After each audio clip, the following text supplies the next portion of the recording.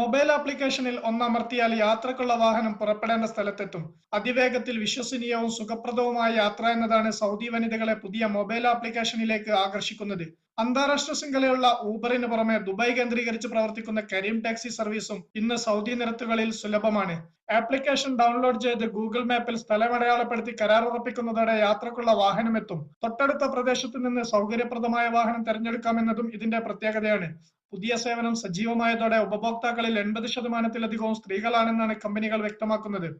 Women is a very interesting topic for us. More than 80% of the riders in Saudi are women that take Uber to go either to education or to the workforce or maybe start up their own company.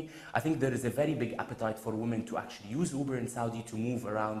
രാജ്യത്ത് തൊഴിൽ മേഖലയിലേക്ക് വർദ്ധിച്ച തോതിൽ സ്ത്രീകൾ ആകർഷിക്കപ്പെടുമ്പോഴും driving അനുമതിയില്ലാത്തത് യാത്രാ രംഗത്ത് വലിയ പ്രതിസന്ധിയാണ് സൃഷ്ടിക്കുന്നത്. ബന്ധുക്കളെയോ ഹൗസ് ഡ്രൈവർമാരെയോ ആശ്രയിച്ചിരുന്നവർക്ക് മൊബൈൽ ആപ്ലിക്കേഷനിലൂടെ ഏതു ഭാഗത്തു നിന്നും കുറഞ്ഞ നിരക്കിൽ ഇപ്പോൾ സേവനം ലഭ്യമാണെന്നത് വലിയ ആശ്വാസമാവുകയാണ്. കമ്പനികളുമായി കരാറുണ്ടാക്കുന്നതോടെ തൊഴിൽ രംഗത്തേക്ക് കടന്നുവരാനാകുമെന്നതിനാൽ നിരവധി സ്വദേശി യുവാക്കളും ഈ മേഖലയിൽ സേവനം ചെയ്യുന്നുണ്ട്. അടുത്ത 2 വർഷത്തോടെ 2 ലക്ഷം സ്വദേശികൾക്ക് തൊഴിലവസരങ്ങൾ സൃഷ്ടിക്കാൻ കഴിയുമെന്നാണ് കമ്പനികളുടെ പ്രതീക്ഷ.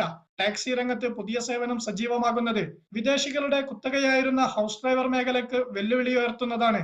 KCM Abdulla, Media One, Riyadh.